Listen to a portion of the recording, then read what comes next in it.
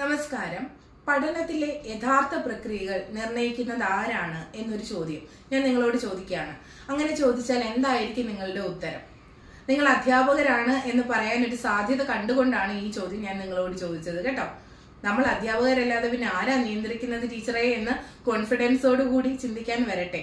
കാരണം പഠനത്തിലെ യഥാർത്ഥ പ്രക്രിയകള് നിയന്ത്രിക്കുന്നതും നിർണ്ണയിക്കുന്നതും പഠിതാക്കൾ തന്നെയാണ് എന്നാണ് ജീൻ പിയാഷെ പറഞ്ഞത്. പിയാഷെ ഒരു കാര്യം വെറുതെ പറയില്ല അല്ലെ, ധാരാളം പരീക്ഷണങ്ങളൊക്കെ നടത്തിയ ആളാണ് അദ്ദേഹം. അപ്പോ എന്തുകൊണ്ടായിരിക്കും പിയാഷെ അങ്ങനെ പറഞ്ഞത് എന്ന് വേണം ഇനി നമ്മൾ ചിന്തിക്കാനായിട്ട്. പഠനം എന്ന് പറയുന്നത് തീർച്ചയായും സജീവമായ ഒരു മാനസിക പ്രക്രിയയാണ്, അതാർക്കും സംശയമുള്ള കാര്യമല്ല. അപ്പൊ എങ്ങനെയാണ് പഠനം നടക്കുന്നതെന്നൊന്ന് ചിന്തിച്ചു നോക്കിക്കേ. കുട്ടി തന്റെ മുന്നറിവുകളുമായിട്ട് താനിപ്പോ നേടിയെടുക്കുന്ന പഠന വസ്തുവിനെ കണക്ട് ചെയ്തിട്ടാണ് അവൻ പഠനത്തിലൂടെ കടന്നു പോകുന്നത് അല്ലെ, പഠനം സാധ്യമാകുന്നത്. തന്റെ മുന്നറിവുകളെയും അനുഭവങ്ങളെയും ഒക്കെ പുതിയ പാഠ്യവസ്തുവുമായിട്ട് അവൻ കണക്ട് ചെയ്യുന്നു, അവൻ കൺക്ലൂഷനുകളിലേക്ക് സ്വന്തമായി എത്തിച്ചേരുന്നു. ഇങ്ങനെയാണ് പഠനം സാധ്യമാകുന്നത്. യഥാർത്ഥ പഠനം നടക്കുന്നത് ഇങ്ങനെയാണ്.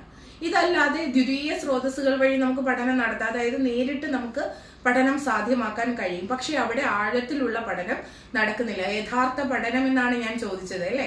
യഥാർത്ഥ പഠന പ്രക്രിയ എന്ന് പറയുന്നത് അതിന്റെ നിയന്ത്രിതാവ് എപ്പോഴും കുട്ടിയാണ് എന്ന് നിസ്സംശയം പറയാൻ നമുക്ക് കഴിയണം. കാരണം യഥാർത്ഥ പഠന പ്രക്രിയ നടക്കുന്നത് കുട്ടിയുടെ ഉള്ളിലാണ്, അവന്റെ ചിന്തകളിലൂടെയാണ്.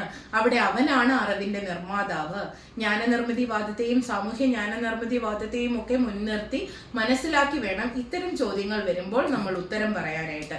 എപ്പോഴും നമ്മുടെ സ്ഥാനം കുട്ടിക്ക് പിറകിലാണ് എന്നത് ഇനിയെങ്കിലും മനസ്സിൽ ശക്തമായി ഉറപ്പിക്കണം കേട്ടോ.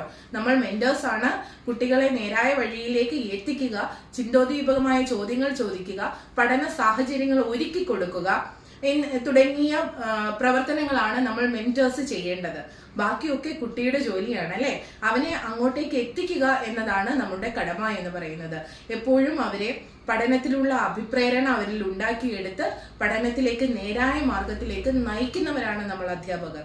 യഥാർത്ഥ പഠന പ്രക്രിയയുടെ നിയന്ത്രിതാവ് അല്ലെങ്കിൽ അതിനെ നിയന്ത്രിക്കുന്നത് എന്ന് പറയുന്നത് തീർച്ചയായും കുട്ടിയാണ്, കുട്ടികൾ തന്നെയാണ് എന്ന് ഇനിയെങ്കിലും നിങ്ങൾക്ക് ഉറപ്പിച്ചു പറയാൻ കഴിയുമെന്ന് ഞാൻ വിശ്വസിക്കുന്നു. ഓക്കെ.